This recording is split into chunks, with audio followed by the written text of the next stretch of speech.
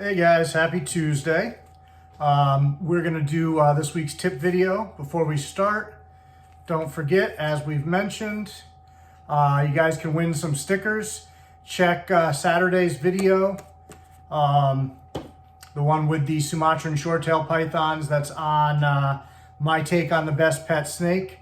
That video has the details on how you can win, and you'll have until this Friday to do that. Saturday, I'm going to pick the winner on that. For this video, I got my little T-positive Ivory male here. Dug him out of his moss from his bin behind me there. Haven't had him out in a while other than to do moss changes, so I figured we'd use him. The topic that we're going to discuss briefly today is basically anthropomorphism and how it can be dangerous with our keeping. So the reasons why it can be dangerous, and first of all, to those of you that don't know what anthropomorphism is, it's where you take human characteristics and you apply it to an animal. And most people would say, well, how is that harmful? You see posts all the time where people say, oh, my snake loves me, or, oh, I come home and my snake's excited and racing around the cage, or whatever it is that they're doing, where they're not understanding the animal's behavior, so they're applying what they think they would be doing in that situation or why they would be doing it and applying it to the animal. And that can be dangerous for a number of reasons.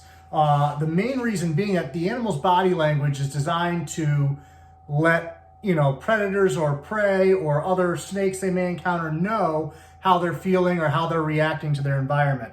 If you misinterpret that and then apply the wrong logic to it, you can put them into a dangerous situation. So your snake may be racing around because their cage is too warm. They may be racing around because they're nervous, they don't have adequate hiding places. Perhaps you came in the room and they're viewing you as a predator.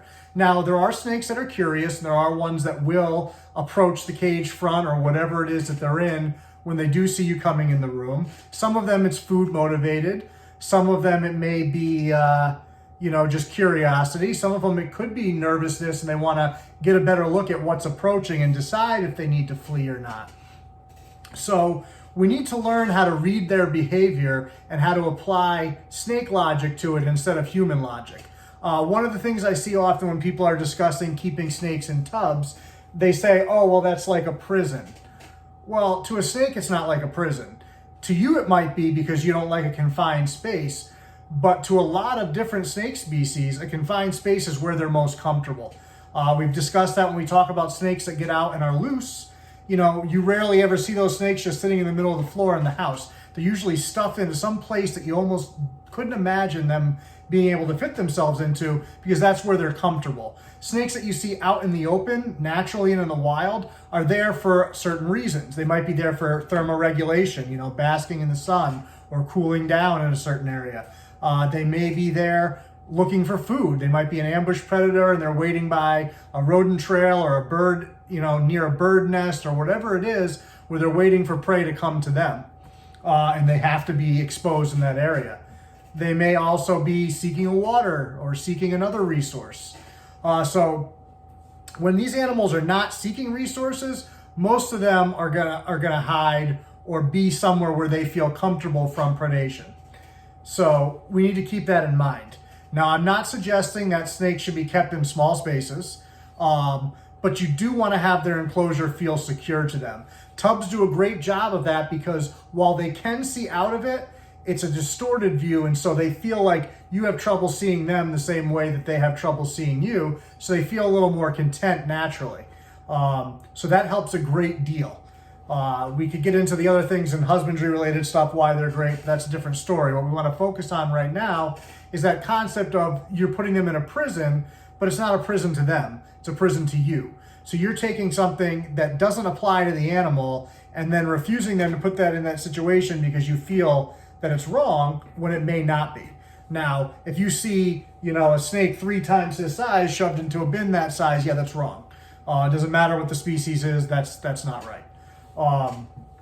But at his size, it's a perfect size enclosure for him. Especially this particular animal, as you can see throughout this video, he's really not moving very much because he's nervous. If you can see the expression on his face right there right now, he's staying very still, very observant. He is using tongue flicks, but not all that often because he doesn't want to give up his position, but he does want to gather information about his surroundings. And so if I start moving, his eyes are going to shift, which of course you can't see the eye that's facing me. He doesn't want to move his head. He wants to move his eyes and follow what's going on. And I can see his eyes now, and I don't know if you guys can see that in that one or not. It's probably too blurry. But, you know, if I were to start moving and casting a shadow, you know, typically he's gonna move to follow it and see what's going on. Now, he's not biting because he doesn't feel that he needs to defend himself yet. But if I push too far, there's a chance that he will bite because he's nervous and now I've escalated the situation.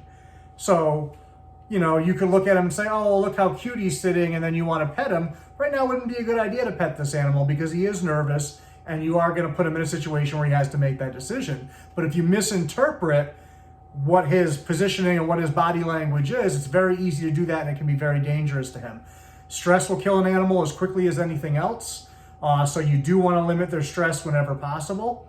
Obviously, having him out like this where he is a little bit elevated of stress, but I'm not pushing him, helps him to learn that, okay, this situation can be comfortable, and eventually they relax, and maybe even by the end of this video, he might move around a little bit. Given his positioning right now, I think that's unlikely, but it is possible. So other things that people misinterpret that I've seen, obviously saying that their snake loves them. Love is a complex emotion that these guys actually don't have the part of the brain in order to process. So all those things that we think of like boredom, love, you know, all those types of things are not something that's a survival need for them. And so they didn't develop that part of the brain. You know, our mammals, our dogs, our cats, they have those kinds of things because it helps them socially interact and survive with their own species and in situations. These guys are simple-brained, but not stupid. They are very intelligent animals. They're just intelligent in different ways. And emotionally, obviously, they're developed a little bit different. So they experience fear. They experience, you know, aversion of hunger. You know, something will tell them when it's time to seek out water, things like that. But like boredom is not something that they do. Naturally, if you see them moving, it's because they have to move for one reason or another. They're not out just taking a recreational stroll, so to speak. They're out looking for water. They're looking for food. They're out looking for better shelter. Perhaps they went to the bathroom in their old shelter and now they're concerned that other animals are going to smell that, keep the prey away, and also attract predators. And so they're changing locations. That happens as well in some cases. So we really need to learn to, you know, see how our snakes behave and use that and apply it in a snake situation. And stop putting our emotions on them and our thought process on them, because it really is unfair. You know, your snake could be giving you body language that it's uncomfortable, you're interpreting as it's cute, and so now your snake's in a constant state of stress, and all of a sudden it drops dead, and you see these posts all the time where people are like, I don't understand, you know, everything was great and now my snake's dead. A lot of times it's stress from certain environmental factors. Obviously, there are situations where things just happen. It does happen on occasion, depending on the species more than others. You know, like your ball pythons and your corn snakes tend to be really hardy snakes. So you're not going to often see one of those just drop dead for no reason. And obviously there's always a reason, but you don't see as many like developmental issues that come on later and things like that, like you might see in certain boas and certain morphs of certain other species and things like that. You know, blood pythons are pretty good, but they can have some issues, especially if your conditions are not proper, and that's for an extended period of time. That stuff can wear on them, and mixed with stress weakening the immune system, you definitely have the potential for more issues there. So always stuff to keep in mind. I'd love to hear other people's thoughts on this. As always, you can comment, like, subscribe, share if you'd like to, and just let me know some situations that maybe you've come across, places where you see somebody saying stuff and you just kind of put your hand to your face and go, I cannot believe that this person just said that. There's a lot of bad information out there. There's a lot of people spreading bad information. But we have to remember that while You know, you see people saying, oh, well, you know, what's the harm in the anthropomorphism? The harm can be pretty great if you're basing your care off of how you're interpreting or misinterpreting these animals, you know, feelings and behaviors. So keep that in mind. I'm going to put this little dude back so he's done hating me for the day. He will very, very happily go back into his moss immediately, as I think you guys saw on a video that I used him for in the past. He dives right back in there as quickly as he can. Don't forget about the sticker competition. See who's going to win this time. Last time's winner already went out in the mail, but the mail is running very slow. So I know it took about 10 to 12 days for me to get stuff down to Florida from here. Usually that's like a 2-day, 3-day send. So just keep that in mind. If I mail them out, just be a little bit patient. They will come. If for some reason you don't get them, though, I would always replace them. All right, we'll see you guys. Thank you. Stay tuned Thursday. I think I'm going to use Voodoo Queen for the Meet the Collection. I did do a video with her in the very beginning.